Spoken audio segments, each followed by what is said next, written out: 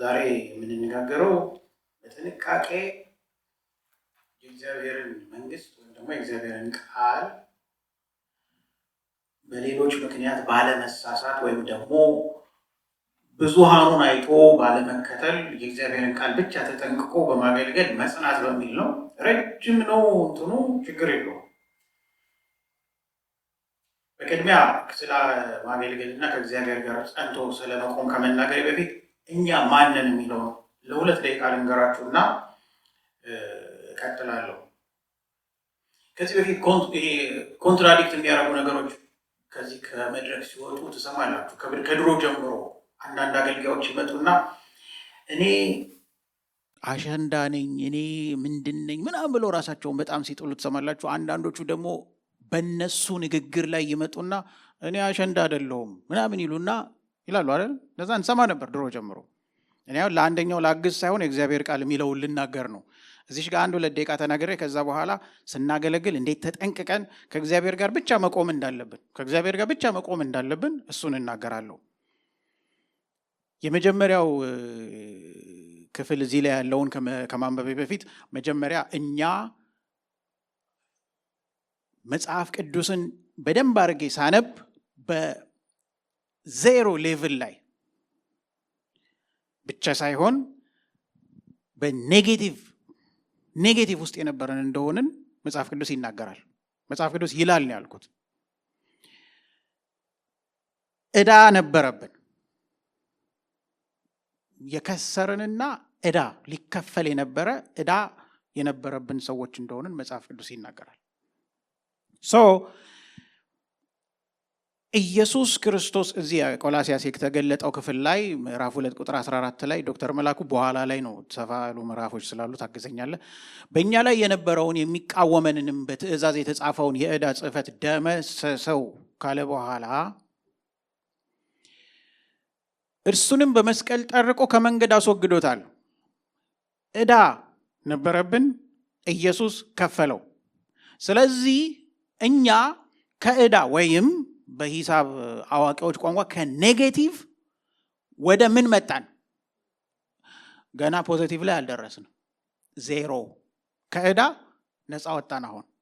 አሁን ምን ላይ ነው የቆምነው? ዜሮ ላይ። ትላንትና ነው ወደ 8:17 ጠዋት ላይ ሳነብ ይሄ ነገር ዝም ብሎ ይመጣልኝ ነበርና አሁን ዜሮ ላይ ነው ያለ ነው አይደለም? ዕዳ የነበረበት 10,000 ብር ዕዳ የነበረበት 10,000 ብሩ ተከፈለ።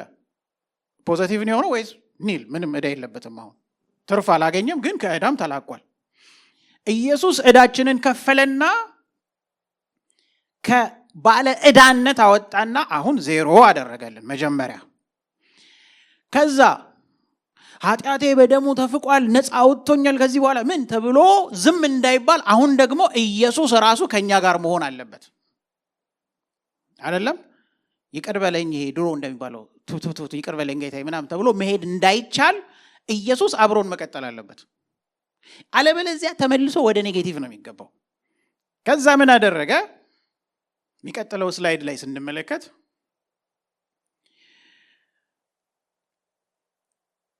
ኢየሱስ እንዲህ አለ፣ በእኔ ኑሩ እኔም በማ ቅርንጫፍ በወይኑ ግንድ ባይኖር ከራሱ ፍሬ ሊያፈራው እንዳይቻለው እንዲሁ እናንተ ደግሞ በእኔ ባትኖሩ አትችሉም። ምንም ነገር ማፍራትም አትችሉም፣ ምንም አይደላችሁ። ልቀጥለው፣ እኔ የወይን ግንድ ነኝ፣ እናንተም ቅርንጫፎች ናችሁ። ያለ እኔ ምንም ልታደርጉ አትችሉምና በእኔ የሚኖር እኔም በእርሱ እርሱ ብዙ ፍሬ ምን ያደርጋል? ያፈራል። በእኔ የማይኖር እንደ ቅርንጫፍ ወደ ውጭ ይጣላል፣ ወደ ኔጌቲቭ ይወድቃል አላልኳችሁም ቅድም? በእኔ የማይኖር እንደ ቅርንጫፍ ወደ ውጭ ምን ይደረጋል?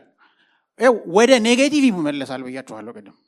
ውድቀት ነው። ከዛ በኋላ ኃጢአቴን ይቅር ብሎኛል፣ ተናዝዣለሁ፣ ምህረት አድርጎልኛል፣ ስለዚህ እንደፈለግኩ በኖር የሚል ያው ባለፈው አንስቻለሁኝ ሳስተምር። እዚህ እንደዚህ አይነት ትምህርት ሰምታችኋል አይደለም? ያው ሰምታችኋል። ምንም ችግር የለውም። አንዴ ከዳንን፣ አንዴ ካመንን ከዛ በኋላ ምንም አንሆንም ነው አይደለም?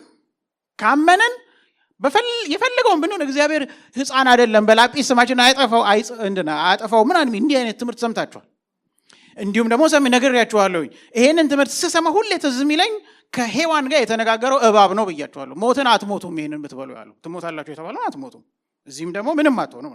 ስለዚህ ኢየሱስ አንዴ ይቅር ካለን ምህረት ካደረገልን በኋላ አብሮን እንዲሆን ካልፈቀድን አብረነው ካልሆንን ወደ ኔጌቲቭ መግባት አለ፣ ወደ ኔጌቲቭ መወሰድ አለ፣ መውደቅና መጣል መቃጠል አለ እያለ ነው ኢየሱስ ራሱ ነው የተናገረው። በእኔ የማይኖር ቢሆን እንደ ቅርንጫፍ ወደ ውጭ ይጣላል፣ ይደርቅማል፣ እርሱም ሰብስበው ወደ እሳት ያቃጥሏቸዋል እያለ ይጥሏቸዋል፣ ያቃጥሏቸውማል እያለ ይናገራል።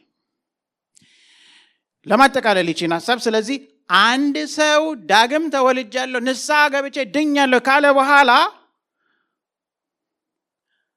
የሚቀጥል ነገር አለ እያልኩ ነው። እሱም ኢየሱስ ክርስቶስን እየተከተለ መኖር አለበት። ይሰማል አይደል? ጥያቄ ካላችሁ ታች ወርደን በኋላ ላይ እንትን ስንል መጠየቅ ይቻላል። መጽሐፍ ቅዱስ የሚለው እንደዚህ ነው። ከዛ የሚቀጥለው ስላይድ ምን ይላል? ቅድም ነግሬያችኋለሁ። ኢየሱስ ተቀብለነዋል ብለን አምነነዋል፣ ምህረት አድርጎል ይቅርታ አድርጎልናል ብለን ማንከተለው ከሆነ ዜሮ ላይ ነን ብያችኋለሁ። በሂሳብ እስቲ ልጠይቃችሁ። ዜሮ እዚህም ጋር ዜሮ ጻፉና ወይም ደግሞ እንዲህ ብዬ ልንገራችሁ። ቼክ አምጡና ቼክ ላይ የኔን ስም ጽፋችሁ ልትሰጡኝ እኮ ነው ገንዘብ። የኔን ስም ጽፋችሁ ስንት ብር ይሰጠው የሚለው ላይ 000 አድርጋችሁ እኔ ያንን ቼክ ይዤ ባንክ ሄጄ ስጡኝ ገንዘቡን ብላችሁ ስንት ብር ነው የሚሰጡኝ? ዜሮ አይደለም ምንም። 0001560 አድርጋችሁ ተሳስታችሁ አዳምጡኝ፣ ተሳስታችሁ አንድ ቁጥርን ከፊት አድርጋችሁት ከሆነስ አለፈልኝ አይደል? እኛ አሁን ዜሮ ላይ ነው ያለ ነው ሁላችሁም። 10 ብንሆን እዚህ ቸርች 10 ዜሮዎች ምህረት ተደርጎልናል። ግን አሁን የሚቀረን ነገር አለ እያልኩኝ ነው። 20 ዜሮዎች ብንሆን 20 ሜምበሮች ብንሆን 20 ዜሮ እያለ ይቀጥልና አንዱ ኢየሱስ ከኛ ጋር ሲሆን ሃሌሉያ፣ ያለሱ ዜሮ። ያለ ኢየሱስ ክርስቶስ ምን ምህረት እንኳን ተደርጎልን ይቅርታ ተደርጎልን እዳችን ተደመሰሰ እንጂ ገና ነን። ካልተከተል ነው ዜሮ ላይ ነው ያለ ነው። ዜሮ ላይ ራሱ ያደረገን እሱ ስለሆነ ነው። ከኔጌቲቭ አውጥቶ ከስንት እዳ ከስንት የፍርድ ጣጣ ሊጠብቀን ከነበረው ካልተከተል ነው ከዜሮ ተንሸራቶ ወደ ኔጌቲቭ መሄድ ስላለ ቶሎ መከተል መጀመር ነው።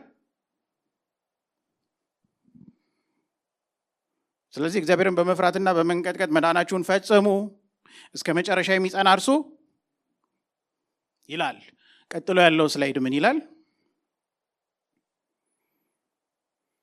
ኦኬ፣ እዚህ ጋር ዶክተር መላኩ ያገዘኛል። አሁን ይሄ አገልግሎት ምናምን ሲባል የሆነ ነገር የሆነን እንዳይመስለን ኢየሱስ ዞር ካለ ከአንድ ቦታ ሁሉም ዜሮ፣ ከዛ በኋላ ደግሞ ከዜሮ አልፎ ወደ ውድቀት እንደሚሄድ ይሄንን እንደውም ትላንትና እያጠናሁ እየጻፍኩ እያለ አንድ ነገር ትዝ አለኝ። አገር ቤት ቆይቷል 20 ምናምን ዓመት ታክሲ ይዤ ስሄድ ታክሲ ውስጥ ሁሉም 0 የሚል ዘፈን ሰማሁ። ሰምታችሁት ነበር አይደል? 0 ያለ ኢየሱስ እሱ ያለው ልክ ነው እያልኩት አይደለም። እኔ ትዝ ስላለኝ ነው የማወራው። ኢየሱስ ክርስቶስ አብሯት ካሌለ አንዲት ቸርች ሜጋ ቸርች ብትባል 50,000 ሜምበሮች አሏት፣ በአንድ ቀን $2.5 ሚሊዮን ይሰበሰባል ቢባል ኢየሱስ ከሌለ ገንዘቡም 0፣ ሜምበሩም 0፣ አገልጋዩም 0፣ ሁሉም እንደዛው ነው። ያውም ኢየሱስን መከተል ካልቀጠሉ ወደ ኔጌቲቭ ደግሞ ይከዳል። ውድቀት፣ የጥፋት ስፍራ ይሆናል። የጥፋት የሰይጣን መጠቀሚያ ሁሉ ሊሆን ይችላል። የእግዚአብሔርን ቃል እግዚአብሔርን ብቻ እየፈራን ብንናገር ይሻላል አይደለም? አሁን ቅድም ያልኳችሁን ልጀምር። አገልጋይ እንደዚህ ከተማመንን፣ እንደዚህ አይነት ሰዎች ያለሱ ዋጋ እንደሌለን እንደሆነን ከተማመንን የመጀመሪያውን ክፍል ከዶክተር መላኩ ጋር እናነባለን። ከቁጥር 1 ጀምሮ መሀል ላይ ሲበቃ ምልክት እሰጣለሁ። በጌታ ስም አነባለሁ። ሶርያና እስራኤል ሳይዋጉ 3 ዓመት ተቀመጡ። በ3ኛውም ዓመት የይሁዳ ንጉሥ ኢዮሳፍጥ ወደ እስራኤል ንጉሥ ወረደ። የእስራኤልም ንጉሥ ባሪያዎቹን ሬማት ዘገለዓድ የእኛ እንደሆነች እኛም ከሶርያ ንጉሥ እጅ ሳንወስዳት ዝም እንዳለን ታውቃላችሁን? ኢዮሳፍጥም በሬማት ዘገለዓድ እንዋጋ ዘንድ ከእኔ ጋር ትመጣላችሁን? አለው። ኢዮሳፍጥም የእስራኤልን ንጉሥ እኔ እንዳንተ፣ ሕዝቤም እንደ ሕዝብህ፣ ፈረሶችም እንደ ፈረሶችህ ናቸው አለው። ኢዮሳፍጥም የእስራኤልን ንጉሥ የእግዚአብሔርን ቃል አስቀድመህ ትጠይቅ ዘንድ እለምንሃለሁ አለው። የእስራኤልም ንጉሥ ነቢያቶቹን 400 የሚያህሉትን ሰዎች ሰብስቦ ወደ ሬማት ዘገለዓድ ለሰልፍ ልሂድን ወይስ ልቅር አላቸው። እነርሱም እግዚአብሔር በንጉሥ እጅ አሳልፎ ይሰጣታልና ውጣ አሉ። እሺ፣ እዚህ በኋላ ላይ ደግሞ እንቀጥለዋለን። በደንብ አድርጋችሁ አዳምጠኝ። ወደ ሬማት ዘገለዓድ መሄድ አለብን። ይህንም ቦታ መያዝ አለብን። እንዴት እስካሁን እጃችን ሳናስገባት ቀረች ነው ጥያቄው። 2 ነገስታት ነው ያሉት። ያው መቼ እንደተከፈሉ መጽሐፍ ቅዱስ ታሪኩን የምታውቁ ይመስለኛል። የይሁዳና የእስራኤል ንጉሥ። የእስራኤሉ ንጉሥ ትንሽ አግሬሲቭ ነገር ነው።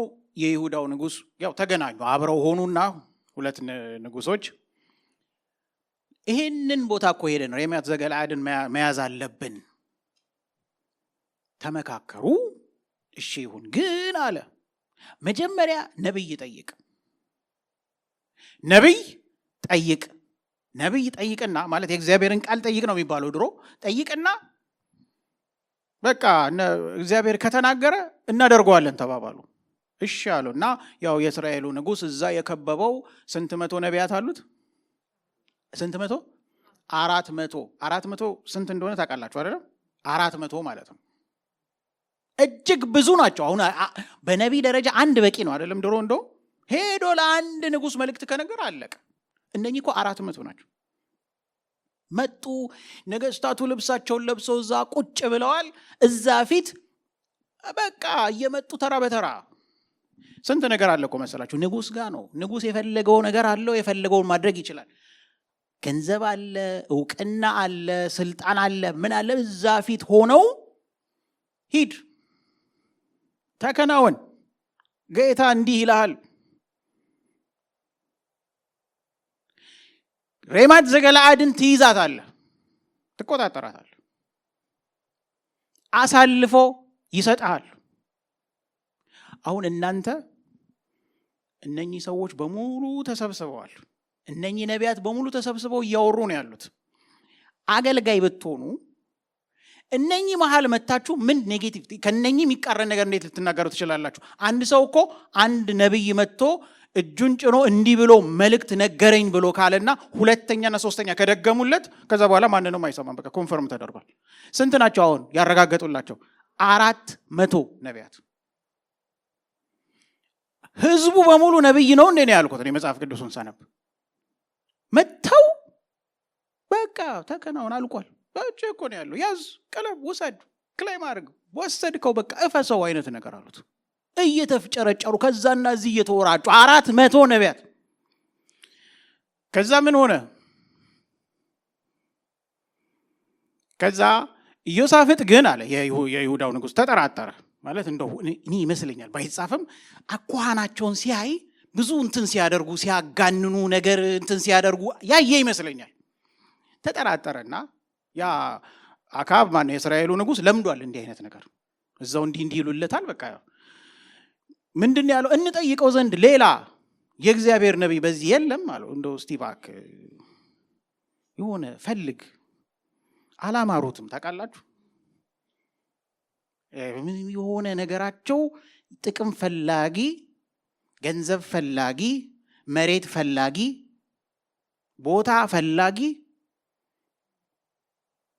የለም እንጂ ያኔ ሊኖርም ይችላል። ኢምፖርት ኤክስፖርት ምናምን ነገር ውስጥ መግባት ፈላጊ፣ መኪና ፈላጊ፣ ወርቅ ፈላጊ ይመስላሉ። አይቶ አላማረው። ሌላ ጠይቅ ሲለው እስቲ የሚቀጥለው ስላይድ ላይ እንሂድ። ቁጥር 8 ጀምሮ ዶክተር መላኩ 8 ጀምሮ ከቻልክ። የእስራኤል ንጉሥ ኢዮሳፍጥን እግዚአብሔርን የምንጠይቅበት የይምላ ልጅ ሚክያስ የሚባል አንድ ሰው አለ፣ ነገር ግን ክፉ እንጂ መልካም ትንቢት አይናገርምና እጠላዋለሁ አለው። ኢዮሳፍጥም ንጉሥ እንዲህ አይበል አለ። የእስራኤልም ንጉሥ አንዱን ጃንደረባ ጠርቶ የይምላን ልጅ ሚክያስን ፈጥነህ አምጣ አለው። የእስራኤልም ንጉሥና የይሁዳ ንጉሥ ኢዮሳፍጥም ልብሰ መንግሥት ለብሰው በሰማርያ በር መግቢያ አጠገብ በአደባባይ በዙፋኖቻቸው ላይ ተቀምጠው ነበር። ነቢያቶችም ሁሉ በፊታቸው ትንቢትን ይናገሩ ነበር። ነቢያቶቻቸውም በፊታቸው ምን ያደርጉ ነበር? እነሱ የንጉሥ ልብስ ለብሰው ቁጭ ብለዋል። በቃ እኮ እየመጡ ይሏቸዋል። ጥራ የይምላ ልጅ ሚክያስ የሚባል አለ። ኢዮሳፍጥ ሲጠይቀው የእስራኤልን ንጉሥ አንድ አለ፣ ሚክያስ የሚባል አንድ አለ፣ የይምላ ልጅ አውቀዋለሁ አለ። እሱን ግን እጠላዋለሁ አለ። ምክንያት ለእኔ ጥሩ ትንቢት አይናገርልኝም። ጤነኛ ስላልሆነ ከእግዚአብሔር ጤነኛ መልእክት ሊጠብቅ ይፈልጋል እንዴ? እንዴት አይነት ነገር የሚሰራውን ነገር ይህንን ንጉሥ አንብባችሁ ከሆነ አሁን እኮ ችግሩ ምን መሰላችሁ? የሚዘርፈውን ሰውዬ ጌታ ይባርክሃል የሚሉ ሰዎች ስላሉ ሰውየውንም ገደል እየከተቱት ነው። ሌሎች አገልጋዮችን ምክር አልሰማ ብሏል ብዙ ሰው።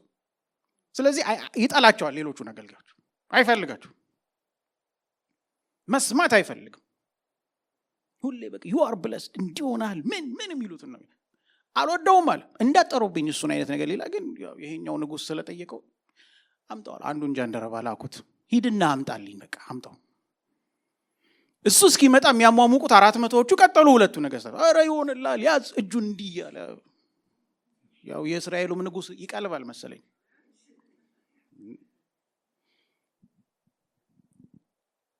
ድፍረት የተሞላበት አካባቢ ነበር ያ አካባቢ። ከዚያ ምን ሆነ? በጣም የገረመኝ ነገር ሊጠራው የሄደው ያ ጃንደረባ የሰራው ስራ ነው። ሌላ ደግሞ እንዲህ አይነት ሰዎች አሉ። እስቲ ቀጥሎ ምንድን ነው የሚለው? የሚቀጥለው ስላይድ ላይ ጠጋ አድርጎልኝ ዶክተር መላኩ።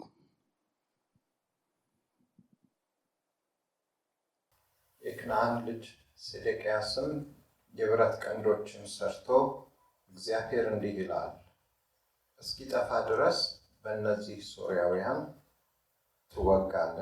ትወጋለህ አለ። ነቢያቱም ሁሉ እግዚአብሔር በንጉሥ እጅ አሳልፎ ይሰጣታልና ወደ ሬማት ዘገለዓድ ሂድና ተከናወን እያሉ እንዲህ ትንቢትን ይናገሩ ነበር። ሚክያስም ሊጠራ የሄደው መልእክተኛ እነሆ ነቢያት ሁሉ በአንድ አፍ ሆነው ለንጉሡ መልካምን ይናገራሉ፣ ቃልህም እንደ ቃላቸው እንዲሆን መልካምም እንዲናገር እለምንሃለሁ። አዳምጡኛው። መጀመሪያ ምንድን ነው የሆነው? ይሄ ሴዴቅያስ የሚባለው ደግሞ ሜጀር ፕሮፌት ሊሆን ይሞክረዋል መሰለኝ። አይታችሁ ከሆነ አመጣና ሰበረና በቃ እንዲህ አድርጎ አሳልፎ ይሰጣል። በእንትን ነው ይሄ ፊገራቲቭ በሆነ መልኩ የሚናገር ስዕላዊ በሆነ እንዴት እዚህ ይላቸዋል። ያ ማነው አጋቦስ መጣና ጳውሎስን መታጠቂያውን አደረገና ልክ ይሄ ባለዚህ መታጠቂያ አሁን ኢየሩሳሌም ሲሄድ ይታሰራል፣ መከራ ይደርስበታል አለ። እንዲህ ስዕላዊ ገለጻ ማድረግ የሚወዱ አሉ። ፊታችሁ ላይ ስለውም እንዲህ የሚነገር እንደዚህ አይነት ነገር ነው ሴዴቅያስ የሚሞክረው። ዋና ተሰሚ ነው። መጣና እንዲህ አድርገው ሰበረና ልክ እንዲህ ጠላቶችህን ያደርጋቸዋል ብሎ እያለ ሚክያስን ሊጠራ የሄደ ሰው ንጉሱ የላከው ማማከር ጀመረ። ሚክያስን ይኸውልህ ሚክያስ እየሰማኸኝ ነው አለው። ያዘው እሺ ምናምን አይነት ነገር እዛ ሁሉም ለንጉሱ ታሸንፋለህ እያሉ እየነገሩት ነው። ስለዚህ አንተም በል እንደዛ ሃሌሉያ በልና የደፋር ማት እግዚአብሔር አመጻቸውን አይቶ እሱ ያደረገው ነገር እኮ ነው። መጣና መከረው። በቃ አደራህን መልካም ነገር ተናገር፣ መልካም ጥሩ ትንቢት ንገርለት፣ ታሸንፋለህ በለው፣ ሬማት ዘገለዓድን ትይዛለህ ብለህ ንገረዋልና ይዞት መጣ። ሚክያስ የእግዚአብሔር ሰው ነው። ግን ምን እንደሆነ ቀጥሎ ስላይዱን ጠጋ አድርጉልንና እንዲህ ይላል። ሚክያስም ሕያው እግዚአብሔርን እግዚአብሔር የሚነግረኝን እርሱን እናገራለሁ አለ። ልክ አሁን እናንተ ደስ እንዳላችሁ እኔም እዚህ ጋር ደስ ብሎኝ ነበረ። ከዛ ምን ይላል መሰላችሁ? እውነትም ደስ ይላል እዚህ ጋር። ከዛ ምን ይላል መሰላችሁ? ወደ ንጉሱ በመጣ ጊዜ ሚክያስ ሆይ ወደ ሬማት ዘገለዓድ ለሰልፍ እንሂድን ወይስ እንቅር አሉ። ሚክያስ መጀመሪያ ላይ ተመልከቱ፣ ምን ውጣና ተከናውን እግዚአብሔርን በንጉሱ እጅ አሳልፎ ይሰጣታል ብሎ መለሰለት። ለምን እንደሆነ ታውቃላችሁ? ሲያይ ኢንቫይሮንመንቱን 400 ነቢያት ይናገራሉ። እግዚአብሔር ቁልጭ አድርጎ ነግሮታል የሚሆነውን ነገር። ፈራ። ለዚህ ነው በምንም አይነት ነገር እንዳንዋጥ የእግዚአብሔርን ሐሳብ ብቻ ይዘን እናገልግል ብዬ የጀመርኩት። ህዝቡ እንዲህ ቢል እኛ እንዲህ አንልም። እግዚአብሔርን ሰምተን እንደዛ ካልሆነ እንደዚህ ነው። ሚክያስ ወሰድ ተደረገ። ሁሉን ሲያይ እንዲነገር። በዛ ላይ ደግሞ አንድ ደላላ መጥቶ ነበረ ይዞት የመጣው ጃንደረባ። አደራ አንተ እንዲህ እኮ ነው ጫና ያመጣው መልእክተኛ ጫና አረገበት። እዛም ያሉት ነቢያትና ኢንቫይሮንመንቱን ሲያይ ነገስታቱን ሲያይ ፈራ። ስለዚህ በቃ አይ እኔ አለና በቃ ይከናወንልሃል ሂድ አለው። በኋላ ላይ ንጉሱ እንዲህ ብሎ ነገረው። አድምጡኝ በደንብ። ውሸቱን እንደተናገረ ገባው ንጉሱ።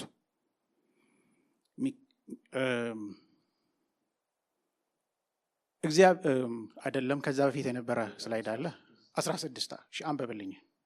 ንጉሱም ከእውነት በቀር በእግዚአብሔር ስም እንዳትነግረኝ ስንት ጊዜ አምልሃለሁ አለ።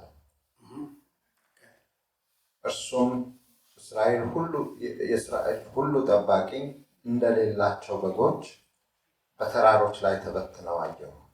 እግዚአብሔርም ለእነዚህ ጌታ የላቸውም፣ እያንዳንዱ በሰላም ወደ ቤቱ ይመለስ አለ ብሎ ተናገረ። በቃ አለቀ። አሁን እውነቱን አይቶ ነበር የመጣው። ካለው ግርግር ካለው ገበያ የነቢያት ገበያ ጋጋታት ምክንያት ተዋጠና መጀመሪያ ላይ ዋሻ። በቃ አሳልፎ በእጅ ይሰጣታል ብሎት ነበረ። በኋላ አንተ እውነቱን ብትነግረኝ እንዲህ ተባብለን አልነበር እንደው በእግዚአብሔር አምልሃለሁ ብሎ ሲለው አውቋል ማለት ነው።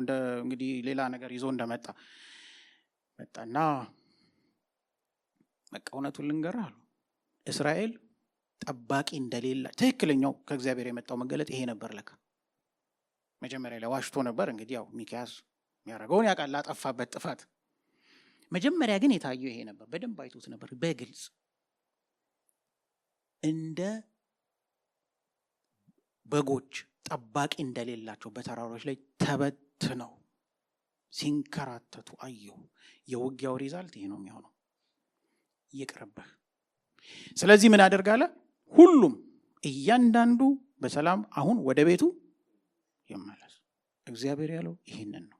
መጀመሪያ ላይ የነገርኩ ባይጻፍም ከዚህ ግርግር አይቼ እናንተ ባለስልጣኖች ናችሁ ልገሉኝ ትችላላችሁ ፈርቼ ነው። እግዚአብሔር ግን እንዲህ ነው ያለው። ቢቻል እንደ ሚክያስም እንዲህ ማለት ባይቻል ጥሩ ነው። በቀጥታ ኦሪጂናል ከሰማይ የተገለጠውን ቪዥን መናገር ነው የሚሻለው። ከዛ ቁጥር 18 ላይ የእስራኤል ንጉስ ያው ጀመረ ደግሞ ኢዮሳፍጥ ክፉ እንጂ መልካም እንደማይናገርልኝ አልነገርኩህም ነበር ብሎ ለዛኛው ንጉስ ነገረው። ይኸው የነገርኩህን ነገር ነው የሆነው። ልክ እንዳልኩ ሆነ። አንድ የሚያስደንቅ መገለጥ ከሰማይ እንዴት እንደተገለጠለት ቁጥር 19 ጀምሮ እስቲ አንብበልኝ። እንዴት እንደተገለጠለት ተመልከቱ። ይሄ እጅግ አስደናቂ ነገር ነው። እግዚአብሔር ለዚህ ለነብዩ እንዴት አድርጎ እንደገለጠለት እስቲ አንብበልኝ። ሚክያስም አለ፣ እንግዲህ የእግዚአብሔርን ቃል ስማ። እግዚአብሔር በዙፋኑ ተቀምጦ የሰማይም ሰራዊት ሁሉ በቀኙና በግራው ቆመው አየሁ። እግዚአብሔርም መጥቶ በሬማት ዘገለዓድ ይወድቅ ዘንድ አክዓብን የሚያሳስተው ማን ነው? ኦኬ፣ አሁን ተመልከቱ። እዚህ ጋር አለፍ እንለዋለን ጊዜ ለመቆጠብ። አክዓብን የሚያሳስተው ማን ነው ብሎ ማን የተናገረው?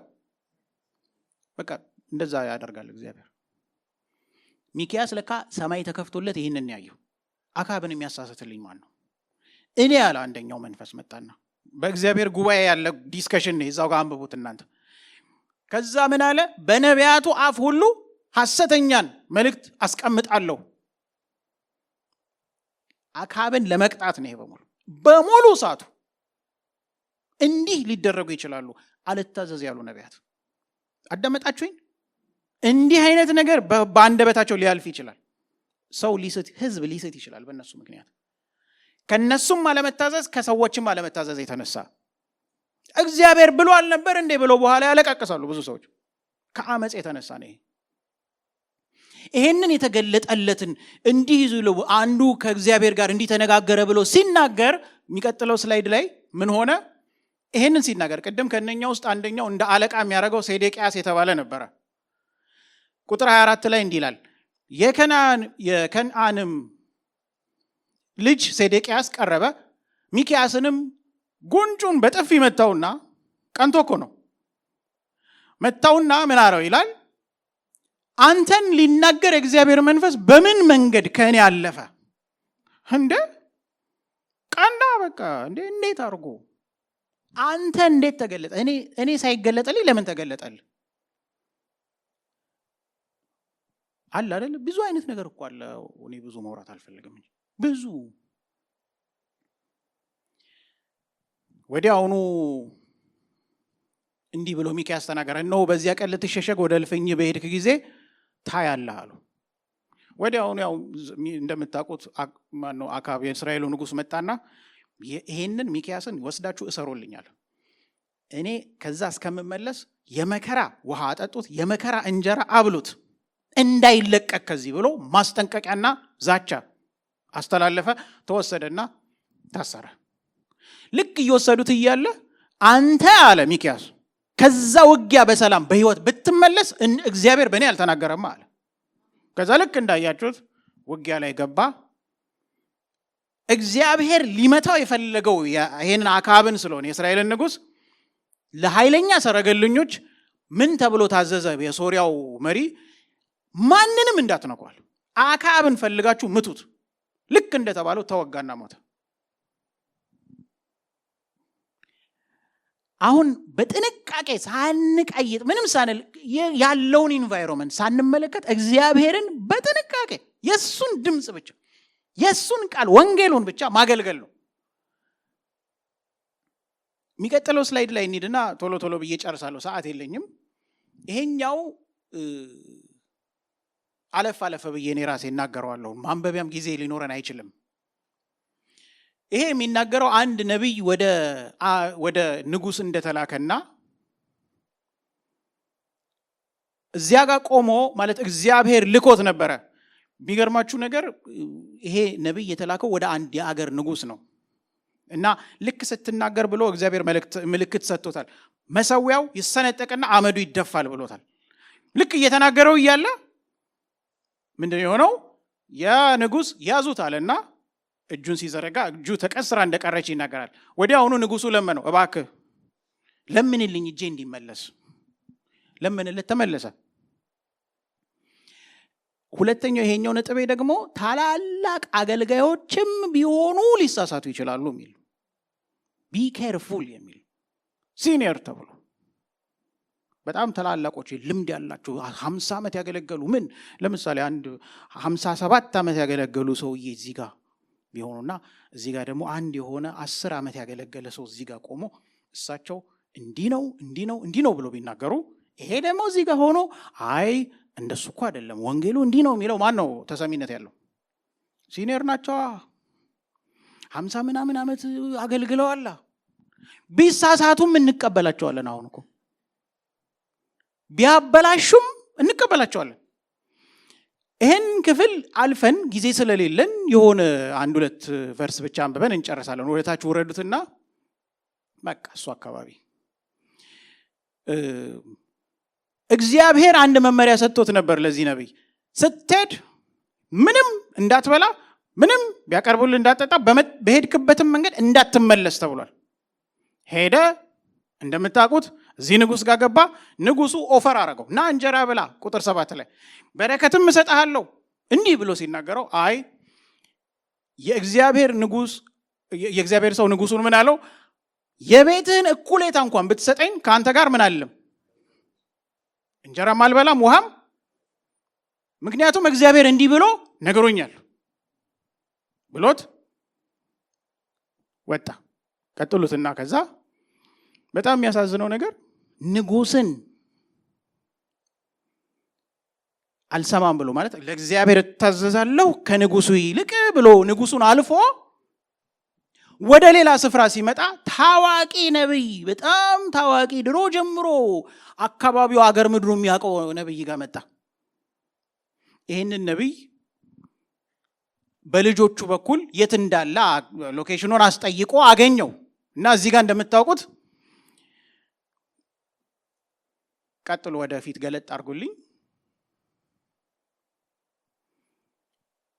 የት ነው ያለው ብሎ ሲጠይቅ ልጆቹ የት እንዳለ ነገሩት። ሄደ አገኘው። መንገድ ላይ አግኝቶት ምን እንዳለው የሚገርማችሁ ነገር ነው። ቁጥር 15 ላይ እንዲህ ይላል፣ ከኔ ጋር ወደ ቤቴ ና እንጀራም ብላ። ይሄ ነብይ ነው። ሌላኛ ይሄንን ነብይ የሚልከው ነብይ ለነብይ ነው የሚያወሩት። እንጀራ ብላ ከኔ ጋር ና ወደ ቤቴ ግባ ብሎ ሲለው አይ እንጀራም አልበላም ውሃም አልጠጣም፣ ውሃም አትጠጣ እንጀራም አትብላ፣ በሄድክበትም መንገድ አትመለስ ብሎ እግዚአብሔር ምን ብሎኛል? ነግሮኛል። ቀጥሉት። ስለዚህ እንደዛ አላደርግም ብሎ ሲለው ይሄ ነብይ ምንድን ያለው? አይ እኔም እንዳንተ ምንድን ነኝ? ነብይ ነኝ። እግዚአብሔር አንድ መልአክ ልኮ ነግሮኛል። ይብላ አንተ ጋር መጥቶ ይጠጣ፣ ቤትህ ይግባ ብሎ ነግሮኛል። እኔ እኮ ሲኒየር አገልጋይ ነኝ፣ አንተ አዲስ አሁን በቅርብ ነው የጀመርከው ብሎ ዋሽቶ ተናገረው ይላል ቁጥር 18 ላይ። ዋሽቶ ነገረው። በቃ ከመስመር ወጣ ሰውዬ። ነብይ ነው እንዲህ አለ። እሱ በጣም ይሰማል፣ እኔ አልሰማም፣ ስለዚህ በቃ እሱ ነው ትክክል ብሎ ከዛ በኋላ የደረሰበትን ታውቃላችሁ አይደለም? ብዙም ማንበብም አያስፈልግም። በዘመናት ቁጥር ብዛት አይደለም፣ ወንጌልን በመያዝ ነው። በቲፎዞ ብዛት አይደለም፣ ወንጌሉን እና ኢየሱስን ብቻ በመያዝ ነው። ጥንቃቄ ካላመኑት ብቻ ሳይሆን ካመኑትም አካባቢ ካመኑትም ብቻ ሳይሆን ረጅም ጊዜ ሲያገለግሉ ከነበሩት። ይሄ አመጽ አይደለም፣ ጥንቃቄ ነው ያልኩት።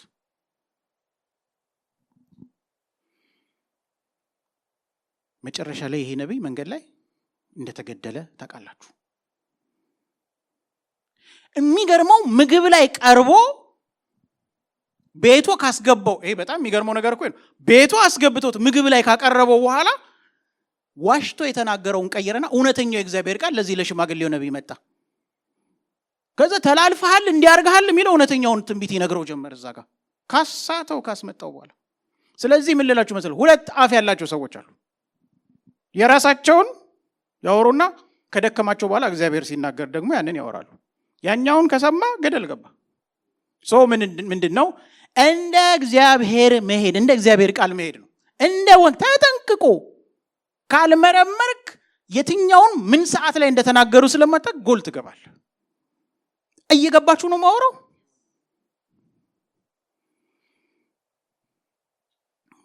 አራት ነበሩ ነጥቦቼ። ሁለቱን አንዳንድ ደቂቃ ሰጥቼ ልናገርና ዞር ልበል።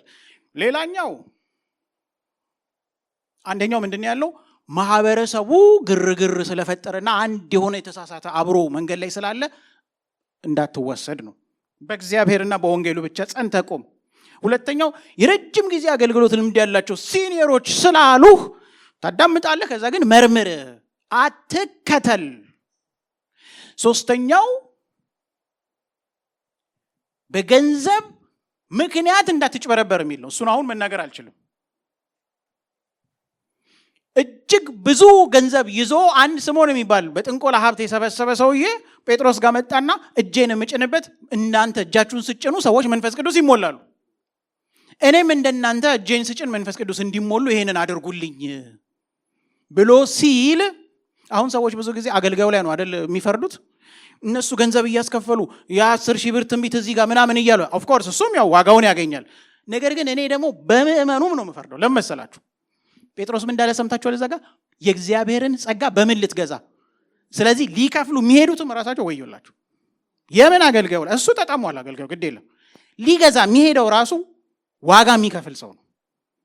ሊከፍል የሚሄደው ሊገዛ ዘይት ሊገዛ የሚሄደው ብር አውጥቶ 10,000 ብር ኃይለኛ ጠንቋይ ምናምን የለመደ የሚመስል ይሄ እግዚአብሔር ቃል እንደዛ አይልም። እንደ ህዝብም ልንቀጣ እንችላለን ካላረፈን። ጴጥሮስ ወዲያውን ዲሰርን አደረገውና አንተ ጴጥሮስ እኮ አልነበረም ያኔ ፊልጶስ ነው ይሄንን ሰውዬ መስክሮለት አጥምቆ ምን ብሎ እንዲህ ያደረገው። አሁን ጴጥሮስ አየውና አወቀው በቃ እንጂ በአሁን ሰዓት ቢሆን ኖሮ ይሄን ያህል ብር ይዞ ሲመጣ እንዴ ቅድም ፊልጶስ አጥምቆት የለ እንዲያው ወንጌልን አምኖ የለ እንዲያው ይሄማ ብሌሲንግ ለቸርች ይዞ መጣ እኮ ነው የሚባለው አይደለም። ጴጥሮስ ግን እንደዛ አላለም።